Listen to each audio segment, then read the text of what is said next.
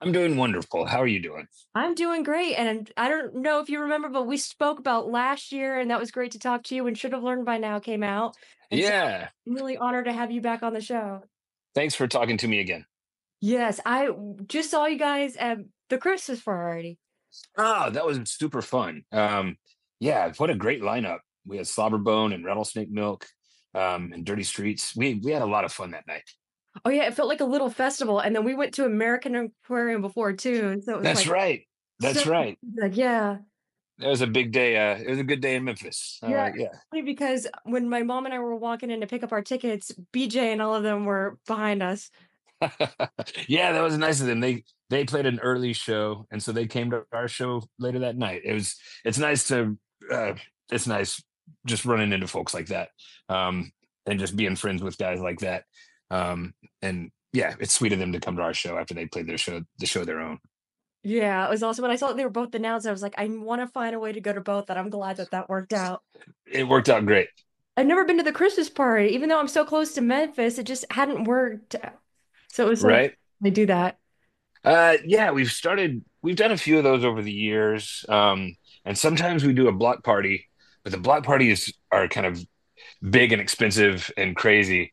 And it always seems to rain at our summertime block parties. But the Christmas shows seem to go a little bit smoother, and they're a lot of fun. Everybody's in a good, Christmas time type mood. And I don't know. I like the Christmas shows. I think we'll do another one this year. Oh, that's awesome. I wanted to ask a little more about those events because I noticed about the block party too, and I thought the Christmas show was so cool because of the great lineup. It was almost like a mini musicful that you created. So how did Yeah. like you're gonna get back to the hometown because Memphis is such a big part of Lucero. So when did you start doing that?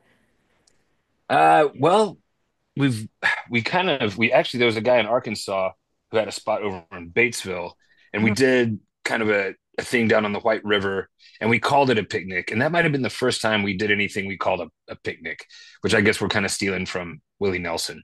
But we called it the Lucero Family Picnic, and then we did one in Little Rock one time. But around 2015, we started doing the block party over at Minglewood on Madison Avenue in Memphis there, and we did those for I don't know a number of years, 5 years up until the pandemic, um, and then it's been kind of hit and miss since then. Um, we might have tried to do another one, but they're like I said, they're kind of complicated and there's a lot of moving parts. And we're trying to do them outdoors, and it usually rains, and there's a lot of bands and a lot of logistics. So we'll see. We might try it again, or we might just stick with these Christmas shows that are indoors and a little easier to pull off. But but yeah, we still have a number of bands playing. Maybe even two venues. I did a VIP thing in the little lounge area. Um, Earlier at the Christmas show, and then did the full show later. I don't know, and try to make it an event, kind of like the block party is or was. So we'll see. I'm not saying we will never do another block party, but for right now, I think we'll stick with the Christmas shows for our big hometown Memphis show. And how do you like pick a lineup? Do you have like a list of bands that you listen throughout the year that you want to try to bring along with you, or how does that happen? Yeah, that's actually kind of exactly what it is. It's folks we've met either on the road and that we've played with in the past, or that we've been fans of and always wanted to play with, or new bands that we've just discovered. But yeah, really, it's up to us, and then you know, whoever's available, we send a message to their booking agent from our booking agent and see if they can do it. Um, and yeah, but we're the ones that are usually making the suggestions. Yeah, it was Slobberbone and Rattlesnake Milk and Dirty Streets. We're all yeah, just handpicked by us at the Christmas party last year. Yeah, and you could see like how much you enjoyed it too. It was cool to see how you love. Yeah, it's fun for me to watch the other bands. Yeah, and that was one of those shows where I had so much fun. I could have just left after Slobberbone. I was like, it's been such a good night. But then we played too, and it was actually pretty fun as well. That's awesome. So I want to talk a little bit about the new acoustic album. You want to tell us some more about that? Sure. Yeah, we called it Lucero Unplugged, Mhm. is the name of the album, but it's just Ben Nichols and Rick Steff. It's just me and our keyboard player, Yeah. Rick. And I talked about doing an acoustic album before, maybe around the time of the 20th anniversary of Tennessee. I thought maybe I'd re-record Tennessee, but like an acoustic version with a full band, but with acoustic guitars and get Rick on there because he's not on the original. Um, but that got vetoed by the band. And so some time passed, and I still wanted to do something acoustic and stripped down. And I was like, you know what? I'll just go in the studio. I'll book some time, and I'll get Rick involved, and we'll just go and knock it out.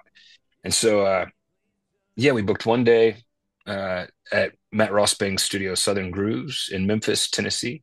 And yeah, we went in, and in one day we recorded 25 songs. Wow. Um, and they were all from kind of all eras of the Lucero back catalog, from our very first record to stuff off the newest record. And some of the hits, some of the ones that people usually request, but then also some kind of rare deep cuts, um, and just things that I kind of wanted to uh, reapproach in a stripped down fashion. So yeah, I was real happy with the way it came out. I thought we ended up with some real pretty versions of a bunch of these songs. Yeah, it's great. And when it reminds you personally, and I'm sure other Lucero fans can relate, but you used to do a lot of Instagram lives, especially during COVID, where it's just you and Yeah, in your basement bar, and you would just play like the same kind of thing, like the greatest hits, but some of the deep cuts. So it reminds right. me with Rick. Yeah, yeah, that's kind of what I was going for. I wanted this album to function as well in a number of ways. I wanted it to be, an acoustic unplugged record. I wanted it to be a greatest hits, but then I also wanted some rarities in there. And yeah, I just wanted kind of a second chance at some of these songs that are, they were recorded 25 years ago, some of these. Um, and yeah, now that Rick's in the band, I wanted to, and he's such a brilliant player. Yeah. Um, he's uh, he's he's the only real musician in the band, like classically trained. The rest of us are kind of coming at it from a do it yourself perspective. Rick is the real deal, and so having a guy like that in the band, he just brings a level of musicality to the songs that we never had before. So it was nice to go back and play some of these old songs with his touch, and with his piano parts. Um, so yeah, I like this record because you really get to focus on the songwriting and on the piano playing. Yeah, I want to talk some of those rare songs. I know last time I interviewed you, we briefly talked about One Tree Hill, and one of the songs that you made for One Tree Hill is on Right. the acoustic, so that was cool. Yeah, and that show One Tree Hill, they'd used I guess the creator or the writer just happened to be a fan. And I know that he'd named like the titles of a number of episodes happened to be Lucero songs One of them titles. was It Gets Worse at Night, which I was Yeah. watching it. Yeah. I just like teen dramas. I'll watch anything, and when I started hearing Lucero, I was like, this is my world's colliding. Yeah, it was cool. That was one of the first shows that actually used some Lucero stuff in it. So it was a big compliment. And then, yeah, eventually they asked us to write a song specifically for the show. And yeah, I wrote Tell Me What It Takes, Mhm. which I think it was on a One Tree Hill soundtrack CD at one point in time. Mhm. Uh, but and I love the version we recorded, but we kind of did it all. We did it real fast at a friend's studio. It was the kind of thing where they needed it, you know, by tomorrow morning if we were going to do it. So we did it real fast, and I liked the recording, but the song just kind of fell through the cracks, and we never really played it live. And so yeah, I wanted to give it kind of a second chance, a second life, and I thought Rick did a great job on it. So yeah, I'm glad it's on the Unplugged record. Is that one that have fans ever hollered out for? Is the kind of diagram of fans who've watched One Tree Hill and like Lucero kind of small? You never know. Yeah, there's probably more of you out there. Um, Rick and I have done it live a few times when we do some just duo acoustic shows, and we've got some more of those shows coming up. So that we're about to announce. Um, and so yeah, we'll get to play some of those rare ones again. Hopefully, it's something in the Mississippi, Memphis, Tennessee, Alabama area. We'll try to make it work. Fingers crossed. I also love some of the older songs that made it. Diamond State Heartbreak, which is from the Attic tapes. How was it like? Yeah. You were talking about revisiting old songs. That one was super old. How was it like to go back to it? That was a real fun one. And that was kind of a surprise to me. Um, I didn't, like we'd rehearsed a little bit. And when I heard the solo that he played on that, it just made the song super fun. That was one of the first six songs I think I wrote for Lucero. At our very first show, we only played six songs, and Diamond State Heartbreak, I'm pretty sure was one of them. And so, and yeah, like I said, we didn't know what we were doing. Like Brian and I could barely play guitar. And and so going back to a song that's, 25 years old, 26 years old, and having Rick, this kind of master piano player, add his stuff to it. Yeah, it's fun for me to get to hear the songs in this kind of new way. Did you consult with Rick which songs you wanted to do together? Did you each pick some, or did you just pitch it to him? Uh, Actually, I pretty much made the list. It was stuff I knew I would enjoy. Um, it's funny, they're not all my favorite. Like, I mean, I like everything that ended up on the record, but there's other songs in the Lucero catalog that I would consider some of my favorites that aren't on this record. But I feel like some of those I like the original recording so much. Mhm. Like Always Been You is a big piano song on the Among the Ghosts record. Yeah. And we could have done that because it's a beautiful piano part, but the original, the album version is so pretty and the piano is so perfect. There was no reason to put it on this collection of songs. Um, so, so yeah, I picked stuff that um, I thought could benefit from this treatment. Um, there's if I had an endless amount of time and you could put a bazillion songs on one piece of vinyl and people would actually listen to it, I would do the whole catalog like this because it's so much fun. Oh, But um, the but fans. yeah, man, we'll see. Maybe one day. Are you But going to do multiple volumes? I yeah, mean, this could be a series. sure, maybe so, maybe so. There could be an unplugged volume 2 one day. Yeah, we'll give it a little time and see. But Did you watch yeah, MTV Unplugged? Like, did you have the Nirvana? sure. Yeah. Of course, yeah, yeah. MTV. I'm 50, and so growing up as a kid in the 80s and even in the 90s as a uh, high school kid and college student, yeah, I still watched a little bit of MTV in the 90s, and yeah, Nirvana was huge. And that Unplugged record is kind of the classic. That Nirvana Unplugged is kind of the classic Unplugged album. And so yeah, that was in the back of my mind. When I was doing this. And it's just something that Lucero had never really uh, attempted before. So I figured it was about time. Yeah, because I know you do a lot of solo shows and you do these songs acoustic a lot. So it was cool to hear it with Rick. Yeah. And me just by myself, that's really bare bones. It's fun and I do it sometimes. I play more acoustic now than I used to, but it just used to be just the band all the time. And over the last few years, I've done a few more solo shows, but but that can be pretty painful. It's so stark and so lonely up there. Um, so it's a nice balance, getting Rick on stage with me and playing acoustic. I've got a little bit of support, but it's still that kind of acoustic sound. So yeah, that's my favorite way to do it. Yeah, and speaking of solo, so one of my favorite projects ever is your solo album, Last Pale Light in the West. And Yeah. I heard from different articles that there possibly be another solo album coming. Can we talk about that? Or is that Yeah, yeah, I think we can talk about it. I'm not sure when it'll come out. I don't have a release date yet.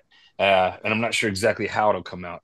Mhm. But yeah, I've been uh working on a batch of songs that I've been collecting them over the last couple of years and they finally came together and I just been working on them on my own and I don't know, they kind of seem to work together as an album that seemed to make sense for me to just do uh, by myself. Um, and so I actually um, went back to Matt Rossbang's studio Mhm. um, not too long after we did the Unplugged record. Um, and yeah, and recorded all these acoustic songs. And then I did find some friends, um, Todd Bean, who plays pedal steel. He was in Lucero for a while. Mhm. He plays with Chuck Reagan now mostly, but he put some pedal steel and some electric guitar on it. And a girl named Morgan Morgan Eve Swain. Uh, she's in a number of bands, The Devil Makes Three and Huntress and the Holder of Hands. She sang on it a little bit and played some violin. And then old Cory Branan actually played a bunch of electric guitar on it as well. So so yeah, it was just something different to do. And yeah, now I'll start writing some more Lucero songs and we'll make another Lucero record soon. But yeah, I got this solo record that I'm excited about. Hopefully it comes out later this year.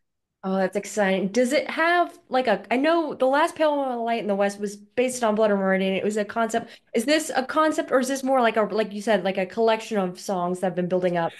Right. No, this one, it's not the same as The Last Pale Light. That one was definitely all based on Blood Meridian, the Cormac McCarthy novel.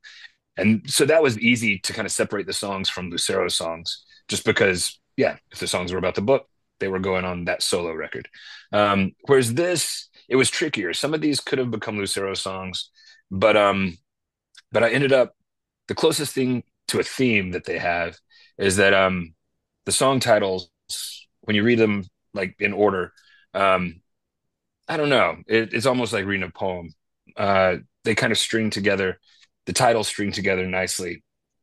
Uh, and so I wrote them specifically kind of to fit together in this, I don't know, version of a poem. Um, so yeah, beyond that, thematically, there's not necessarily a theme that runs through it all. Mhm. Um, I don't know. There's a lot of me. It's a very personal record. Um, so there's a lot of my home state of Arkansas, Mhm. um, and my wife and family. Mhm. Um, and yeah, it feels like a very personal record to me. So yeah, I can't wait for everybody to hear it. Hopefully it comes out, yeah, this summer maybe even. We'll see.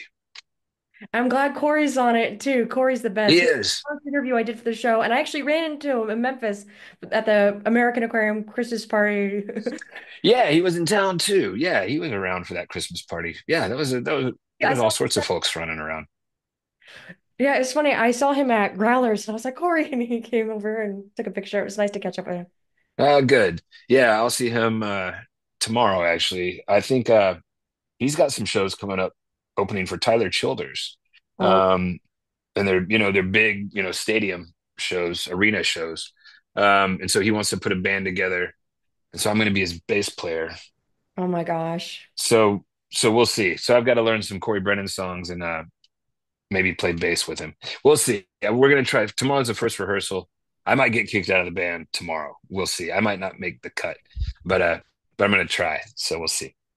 Hopefully you stay in the band. I really want to go to the shows, the Nashville one, but I'm actually going to get my PhD in Alabama. Oh, oh, well, that's important. That's a good excuse to I miss a show. know, but missing shows is Yeah. really hard on me.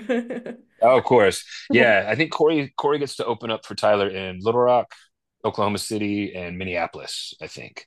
So those might be the shows that I get to see if Yeah, I stay in the band. double check. Yeah, hopefully you stay in the band. Well, I mean, if he kicks you out, you should get out of your band. Well, if it would probably be me kicking myself out of the band, actually. I was like, oh man, Cory, I'm sorry I'm messing these up. I'm just going to step back. That's probably more how it would go. Oh, that is so funny. Well, you mentioned Arkansas, and it was actually on my list of topics because even though we talked about Memphis Law and the band is Memphis Hmm. based, you grew up in Arkansas. How did Yeah. that um, affect you creatively and getting into music and all of that? And your brother is also a creative. We talked about Yeah. him last time. He made Mud, Jeff. And so I want to learn a little bit more of that. Yeah. Yeah. Arkansas ended up being a big influence on me and my brother as well, Jeff Nichols. Um, yeah, just, I don't know. As writers, which I hesitate to call myself a writer, Jeff's a writer. He like writes all the screenplays and then he directs them. And I don't know how he stays focused on one big story that long. From a blank page to a finished screenplay, that's one thing. But then taking that finished screenplay and making a movie out of it, directing a movie, um, man, yeah, his focus and uh, work ethic impressed me. But as writers from Arkansas, yeah, that the family history is a big part of everything we do. Our family's been in Arkansas since the 1830s, probably. Um, and we grew up going to our grandparents' place out in Altima, Arkansas, which is just a little Delta farm community, about an hour southeast of Arkansas, of Little Rock. Um, and so, and then we would, we'd go camping with our parents, out in the Ozarks, and there's hot springs and Blanchard Springs, and uh, Arkansas is a real pretty state. Mhm. And so, just all of that stuff, and then some of the folklore and some of the old stories that we've kind of learned about over the years. Um, I don't know. It makes it kind of a romantic place for my brother and I, and so that that's good stuff for writing songs. There's a whole lot of that in Lucero songs. Um, and then just the personal stuff, the old girlfriends from Arkansas, the old relationships in Arkansas and friends, and just yeah, that's where I spent my teenage years. So there was a lot of teenage trauma and stuff from that place. And yeah, I grew up there, literally, in a lot of ways. Um, so yeah, it's important to me, and it still comes through in the songs. Did you live there your whole childhood? Yeah, yeah. My parents still live in the same house that I was brought home to as a baby. So we never moved. We still stayed just west side of Little Rock. I went to Little Rock Central High, which kind of a historically significant high school. Um, and then yeah, I went to college in Conway, Arkansas, and then met a girl from Memphis at a Jawbreaker show, and ended up coming to Memphis every weekend, and then ended up staying in Memphis for a while. And then I would be in Memphis and go to Little Rock on the weekends. And yeah, I've always gone back and forth a whole lot. But yeah, a girl brought me to Memphis, and then I ended up with the band. And so yeah, still tied to Memphis. I was gonna But ask Arkansas's big. how to come into it. So you answered that question. Are we still good on Sondheim? Yeah, yeah, we got 10 minutes or so, whatever you need. Okay, perfect. Yeah, so that was awesome. And then I also wanted to talk about, because we're talking about creatives in Arkansas and your brother. I recently watched Mud for the first time because when it came out, I was like 13 or 12. Uh-huh. And I Yeah, didn't watch it and to see like that movie with in the setting again, isn't it set in Arkansas too? it is. It is kind of where the Arkansas River meets the Mississippi River. Yeah. So right down there. And it was awesome. And with the music too, it went perfectly. Does like film and TV, does it inspire you too in your creative process? I know you're really big on. Definitely. Yeah, definitely. I'm trying to think of examples. I know it's so important that I haven't thought about it much. It's just kind of naturally ingrained. Um, but but yeah, like films, I don't know. We grew up my dad was a big 50s rock and roll fan, like Buddy Holly and Chuck Berry and that kind of stuff. Um, and so I don't know. There was this sounds cheesy, but I'll go all the way back to there was a movie that came out in the 80s called La Bamba, that was the Richie Valens story. Yeah. And I saw that as a kid, and that was like, man, that movie made me cry. I cried at the end, and the movie ends with Richie Valens' brother like screaming, just because his brother's gone and died in a plane crash. And this song called "Sleepwalk" is an instrumental song with some slide guitar, and that plays, and that yeah, that made a huge impression on me. And so then I bought the soundtrack to that movie, uh, and Sleepwalk was not on it. And I was like, where's that song? The awesome sad song at the end. And so it took me years to track down exactly what song that was. But the record had a whole lot of other great songs on it. It had a Los Lobos version of La Bamba, and it had some Eddie Cochran and some other great rock and roll. Um, so yeah, I don't know. That's probably a longer story than you needed, but No, yeah, movies have influenced me for a long time. random movies can make a big impact on you, Sure. especially like music. Anything music theme definitely stuck out for me too. Yeah. And I don't know. Quentin Tarantino is really great with all the music.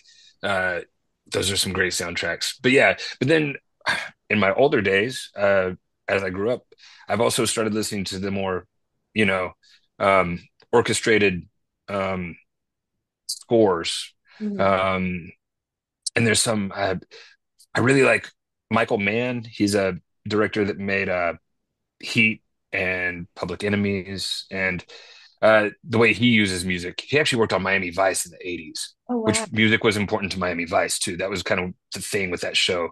Um, like there's that famous scene where he uses "I Can Feel It Coming in the Air Tonight," the Phil Collins song, and he plays the whole song, which is like 4 minutes. Uh-huh. And then they'd never done that in TV before. Like they'd use a snippet here and there, but he used the whole song, and I thought that was amazing when I saw that as a 10-year-old. But then I love his music and his movies and the scoring, the more instrumental stuff. I've gotten to where I enjoy that. I listen to that a whole lot now. Well, Sure. a lighthearted question. A lot of Lucero fans know that you have a daughter, Izzy, and Yeah. she's like 8 or 9, right? Is she at, Yeah. she's getting into music? What is she listening to? Do you play music for her? How has that been? It goes back and forth. She'll listen to some of Dad's ideas, but she's got her own style and taste. But she just sang in the talent show, and they'll just play a song kind of over the PA, and then the kids will sing over it. And she did a Linda Linda's song Oh, called "Growing Up," and the Linda Lindas is a group. I think they're all California kids, and they're all younger girls.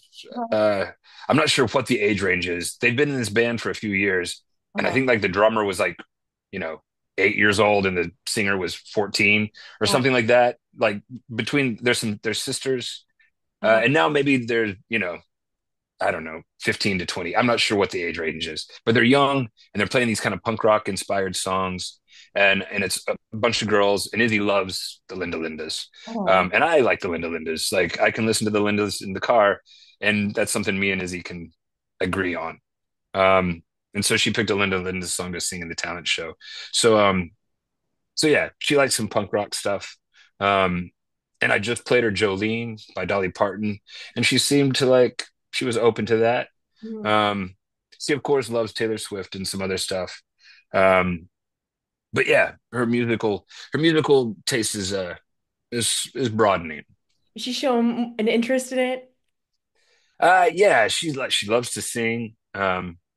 And she can carry a tune. Her pitch isn't too bad. We need to work on her rhythm, but yeah, I think she might. We'll see. We'll see if she wants to do it. I wouldn't push it on her, but if she wants to pursue something. Does she have a favorite Lucero song? Well, hello, my name is Izzy. Yeah, Yeah. she likes that. Does she Um, still listen to that? she makes me sing it to her at bedtime sometimes, and that, and then I sing. She likes "When You Found Me," um, which she calls the "It'll Be All Right" song, uh, the "I'll Be All Right" song. And so I'll sing her the "I'm Gonna Be Okay" song, and she likes that too. That's adorable. Yeah, I saw videos on YouTube of y'all playing Hello, my name is Izzy. It's adorable. Yeah, that was a fun one. That I wrote that when she was just a 1 year old baby.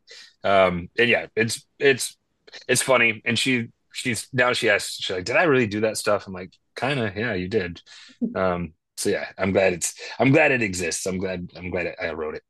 Would you ever write a sequel? Yeah, I've got Hello, my name is Izzy for 1 year old, and I've got It's Tough Being Two about the 2 year old Izzy, and then I've got three. Um, which is I think just three exclamation points. Um, and I've got that. That's a hardcore song. I've got that written. So yeah, we'll see. Maybe I can write all the way up to age 10 and then put out a full album. Oh We'll no, see. get into that. One day, maybe. Yeah, I've got a few more years until she's 10. Oh, well, to wrap things up, I like to ask everybody, what have they been listening to? What have you been listening to lately? Oh, wow.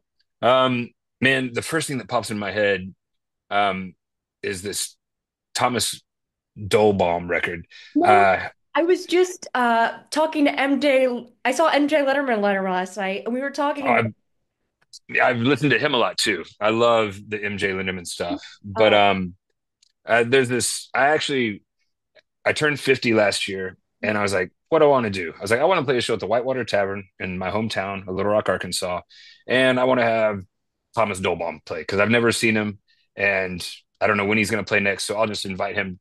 I'll play a show, and I'll have him play with me. And so he opened the show for my 50th birthday party, and it was awesome. He was great. Um, I always get the name of the album wrong. I think it's called Wellswood. But the first song on this album is called Florida, and it's just it's a masterpiece. The kid's brilliant. So Thank you so much, Ben. It's also yeah, always so nice getting to talk to you. Lucero is just one of my favorite bands. thank And you. it was so great to see you last month. I actually brought my mom. It was her first Lucero show, and now Ah, she's that's asked to listen to you guys in the car. that's sweet. That's sweet. We'll tell her hi. All right, I will. She'll be thrilled, and I'm excited for that solo album. Last Pale Light in the West, that song is like one of my favorite songs. If ever I'm like Uh, not feeling good, that song always calms me down. oh, that's nice to hear. I think you'll dig the solo stuff. Yeah, I'll get it out as fast as I can.